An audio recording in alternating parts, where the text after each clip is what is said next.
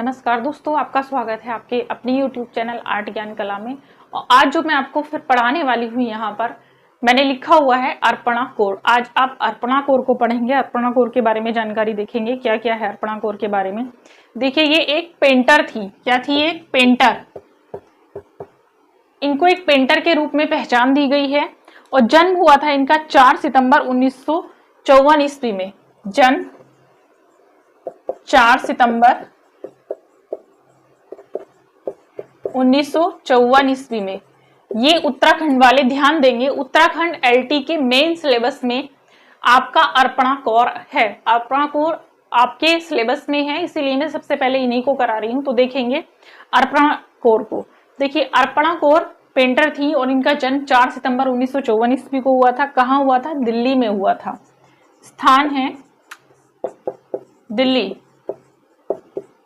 दिल्ली में इनका जन्म हुआ था और इनकी मां का नाम था अजीत कौर।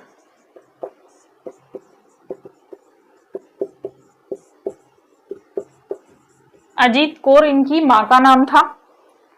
इन पर लोक परंपरा या लोक कला का प्रभाव था। प्रभाव लोक परंपरा या लोक कला का इनके ऊपर प्रभाव था। ये स्व प्रशिक्षित कलाकार थी। कैसी कलाकार थी ये? स्व प्रशिक्षित। अगर पूछ ले इनके बारे में यहां से प्रश्न, तो स्व प्रशिक्षित कलाकार अर्पणा कौर थी। देखिए, इनकी एक रचना थी।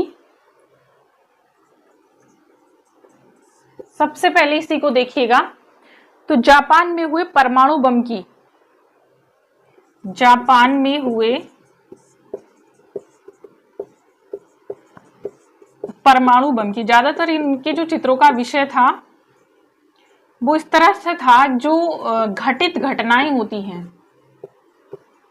जापान में हुए परमाणु बम की, इसमें आप देखेंगे 50वीं बरसी पर रचना की थी। परमाणु बम की जब 50वीं बरसी थी, 50वीं बरसी पर इन्होंने रचना की थी।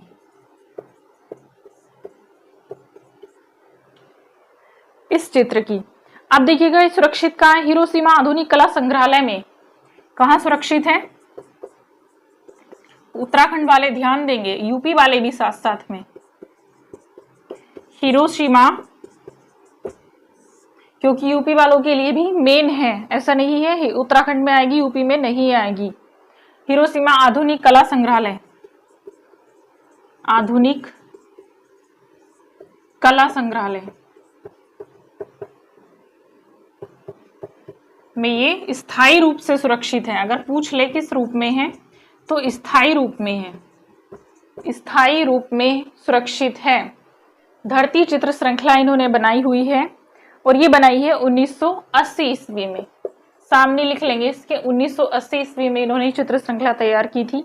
इसमें महात्मा गांधी, गुरु नानक, कबीर, इस तरह का जो चित्र है इन्होंने चित्रित किया है। ज्यादातर इनके विषयों में अगर देखा जाए तो जो दृश्य देखने को मिलते हैं वो गुरु नानक, महात्मा गांधी, कबीर, इस तरह के जो दृश्य हैं वो ज्यादातर देखने को मिलते हैं। मतलब इन्हीं के चित्र हमें इनके चित्रों में देखने को मिलते हैं। किसके? अर्पणा कौर के। तो ये एक बहुत बड़ा विषय इनके चित्रों का था। अब देखिएगा आगे, इन्होंने एक चित्र श्रृंखला और बनाई थी, लापता दर्शक। लापता दर्शक, ये इनकी चित्र श्रृंखला थी। दूसरा देखिए, दुनिया चलती रहेगी, मदर एंड डॉटर, ये चित्र थे इनके। मदर एंड डॉटर,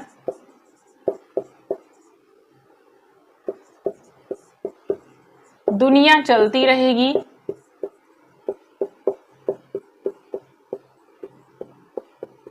ये कुछ चित्र हैं इनके। दुनिया चलती रहेगी, mother and daughter, Windows of Vrindavan, Vrindavan पर भी इन्होंने सीरीज तैयार की थी। Windows of Vrindavan,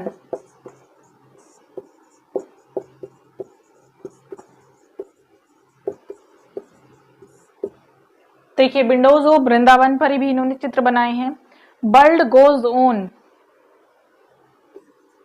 world goes on, एक चित्र ये था इनका। दूसरा था इनका मैन वुमन रीडिंग ए न्यूज़पेपर।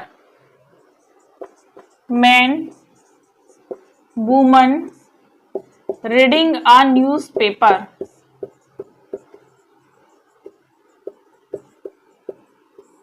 ये भी इनका चित्र था। अब देखिए इनकी कुछ विषयों के बारे में तो आप बात कर चुके हैं। सबसे पहले बात आती है चित्रों में कैंची का उपयोग।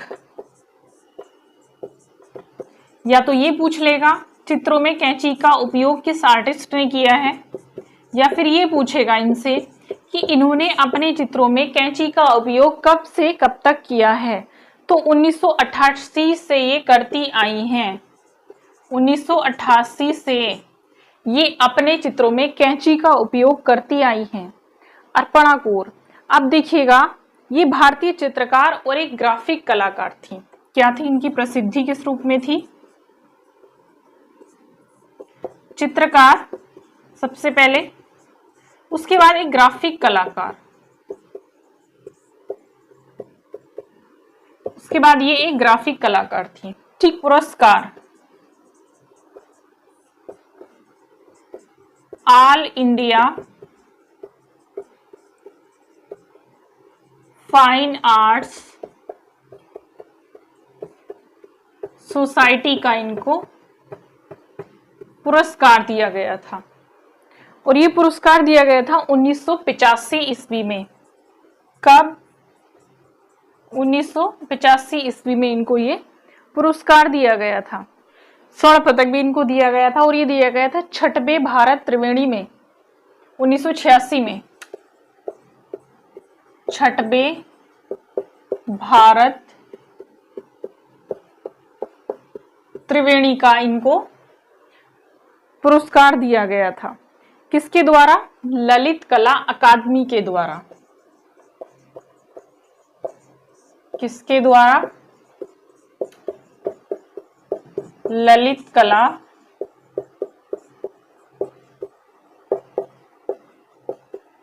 अकादमी के द्वारा इनको ये पुरस्कार दिया गया था। इनके चित्रों की प्रथम एकल